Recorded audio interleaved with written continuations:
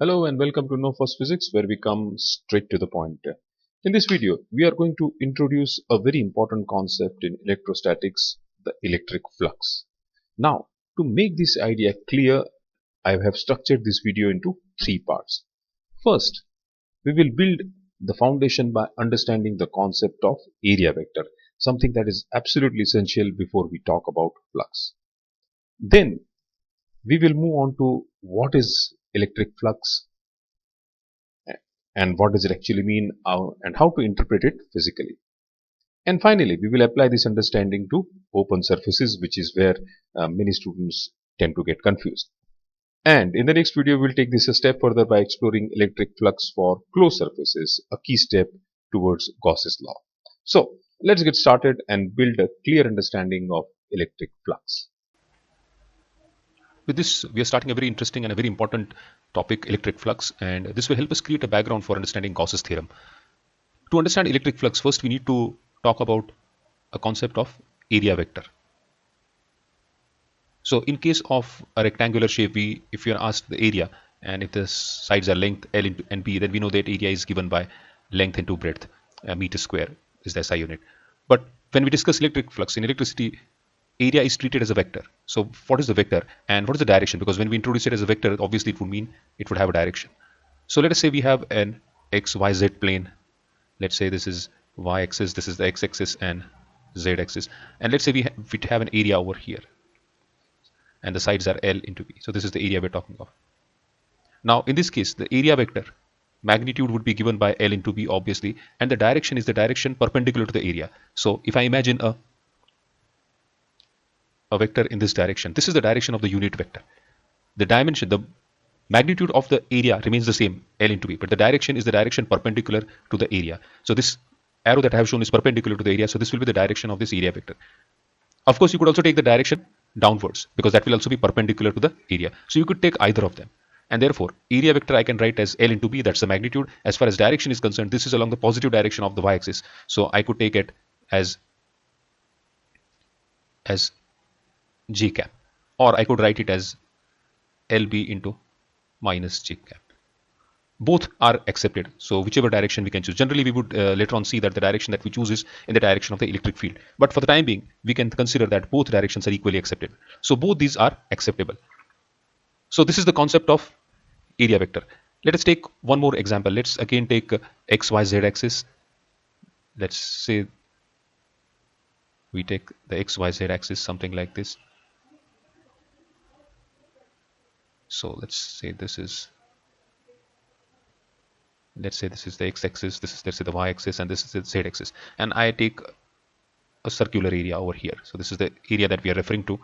Now in this case, the area vector of this, first let us look at the magnitude. If the r is the radius of this circle, then obviously the magnitude will be pi r square. As far as direction is concerned, I could take it perpendicular to the surface area, that is in the direction of z-axis, so I could write it as k, vector k. Or if I take the direction in the downward direction, then I could write it as pi r square into minus k, and both would be acceptable. So when we look at area vector, we have to keep in mind that we have to take the direction which is perpendicular to the surface of that area.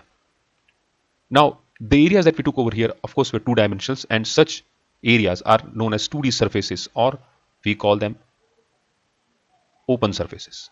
So this is an open surface for the reason that this area is open from both the sides, from all sides it's open, therefore we call them open surfaces. Let us now look at what would happen in case we have, instead of two-dimensional figures, if we have three-dimensional figures.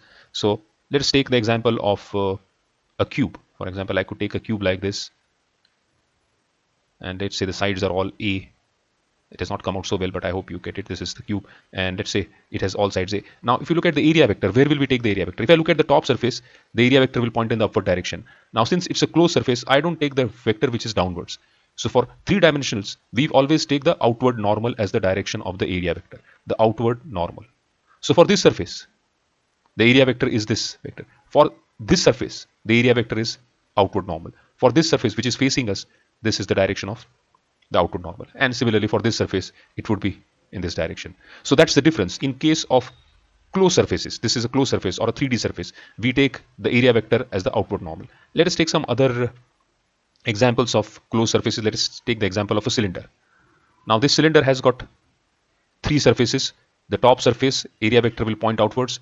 This bottom surface area vector will point downwards. As far as the surface area of the cylinder is concerned, at any point it will point outwards like this. On this side it will point outward like this. Since it is closed, we don't take the vector which is inside. We always take the outward normal vector. Let's take the example of a sphere. This is not a circle, this is a sphere. So let me show it as a sphere. Let us say this is the center of the sphere. So at any point, the area vector will be normal over here. So that means it will be, this line will be joining to the center because the line joining the center is perpendicular over here. At this particular point, this will be the direction of the area vector. At this particular point, if I take this point, this is the direction of the area vector. So these are all the directions of the area vector. So that's the difference between area vector for an open surface and a closed surface. Let's now move to trying to understand the concept of electric flux. Electric flux is basically the number of electric field lines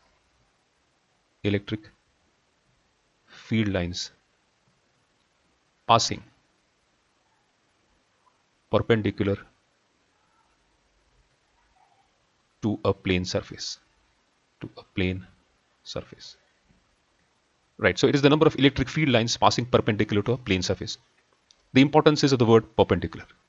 So let us take an example. Let us say we have an area. So let's say I take an area like this. And let us say the electric fields lines are like this. They are passing through this surface like this. And let's talk about a uniform electric field like this. Now the direction of the electric field is this. This is the uniform electric field. The direction of the area vector is perpendicular, so I can show the area vector like this. It will have this direction. Now I could have taken the area vector also this, but generally the norm that we follow is the area vector we take the same direction as the direction of the electric field. So this is the direction of the area vector. Now the number of electric field lines passing perpendicular to the surface. So what I can do is I can count the number of lines. So in this case 1, 2, 3, 4. So I can say that the electric flux is 4 in this case because there are 4 lines passing through that. Of course later on we will come to a more appropriate definition or quantification of electric flux. But for the time being, let's say the electric flux is 4. Now electric flux is denoted by the symbol phi e. So I have missed mentioning over here that the symbol that we use is phi e. E stands for electric, so this is electric flux. So in this case I'll say that phi e is equal to 4. Please note that this is not how we mention electric flux. This is just an example I'm taking to illustrate a point. So this is the electric field, this is the area, this is the area vector, the number of field lines that pass perpendicular to this. You can see these are all passing perpendicular. This angle is 90 degree over here, and therefore the electric flux is phi. Now if I take an electric field which is stronger than this, that means there will be more electric field lines passing through the same area. So if I take the same area, let's say this is the same area as shown earlier, the number of electric field lines that pass through this will be very close to each other. So they will go like something like this, perpendicular to the surface, and the number of lines that will be passing will be more because it's a stronger electric field. We know that in case of a stronger electric field, the electric field lines are very close to each other. Something like this. This is the direction of the electric field. The direction of area vector will be this. And in this case, phi e will be certainly more than 4. So 1, 2, 3, 4, 5, 6, 7, 8 probably. Phi e is 8 in this case. So what we are able to conclude from this is that phi e, that is electric flux, is proportional to the strength of the electric field. So phi is proportional to E. Now if I take a smaller area, let us take this, continue with the same example. Let us say these electric field lines are continuing forward. Let us say they are continuing forward over here, and I take an area smaller than this. Let us take, I take a smaller area. Now the number of field lines passing through will be 1, 2, 3, 4. So if for that second case, phi e will be 4. Therefore I can also see that phi e also is proportional to area. More the area, more the electric flux. More the intensity of the electric field, more the electric flux. Because as E increases, the number of lines passing through the area increase. As area increases, the number of electric field lines passing through the area increases. Therefore, we conclude that phi E depends upon E and also depends upon area. But let's say that you have an area like this, and the area vector will be in this direction, let us say, and let's say the electric field is like this, is in this particular direction. Now in this case, how will we handle the situation? What are the electric field lines? Of course, these are all lines. There are more than one lines, all of them going in this particular direction. But to make a better diagram, I have shown only one line. So let me remove that line. So in this case, how will we find out the electric flux? So what we have to think is that out of these, this electric field has two components, one downward component like this and one component along the electric field. Let us say this is, I show it a little shorter. Right.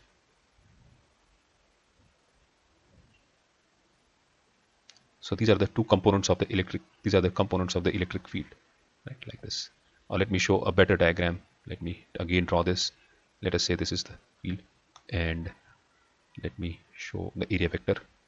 This is, let us say, the area vector, and let us show the electric field vector. So this is electric field vector. Now this vector will have two components. This is E vector. It has two components. One component is along this and one component along this. And if I take this angle as theta, then this component becomes E cos theta and this component is E sin theta. Now out of these two components, which component is perpendicular to the plane? Obviously E cos theta. So for the calculation of electric flux, we will consider E cos theta, not E sin theta. That's because our definition of electric flux is the electric field lines passing perpendicular to the area. E cos theta is perpendicular over here. It is along this area vector. Therefore, we will take E cos theta. Therefore, phi E will be E cos theta. We'll take phi E will be proportional to E cos theta in this case. And phi E also we know is proportional to area. So what we conclude from this is that phi E depends upon E, it depends upon A, and it also depends upon this angle theta. Please note that theta is the angle between vector E and vector A. And therefore, we get this equation that electric flux is equal to E A cos theta, because it depends upon E, A and theta. Now, this equation I could also write as phi E is equal to vector E dot vector A, because E A cos theta is vector E dot vector E A. Thus, this is the equation we will use for calculating the electric flux, E A cos theta or E dot vector A. And this is very similar to work done. If you remember, work done is equal to force dot S, which is Fs cos theta. And if you remember, in that calculation of work done, we used to take that component of force which was in the direction of displacement. Similarly here, we take that component of E which is in the direction of area vector. I repeat, in this case, this we used to write as F cos theta into S. So we used to take that component of force which is in the direction of displacement. In this case, we take that component of E. I could write this as E cos theta into A. So I am taking that component of E, that which is this component, which is the direction of area vector. So therefore, it comes out to be a dot product phi, and therefore please remember that this will be a scalar quantity. Both E and A are vector quantities, but phi E is a scalar quantity. It's a scalar product of vector E and vector A. From this, we can also find out the unit of electric flux. So the unit of electric flux will be, unit of E is Newton per Coulomb.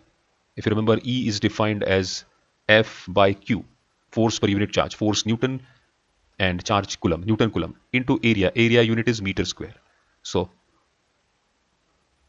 in this case, you will get the unit as Newton meter square by Coulomb.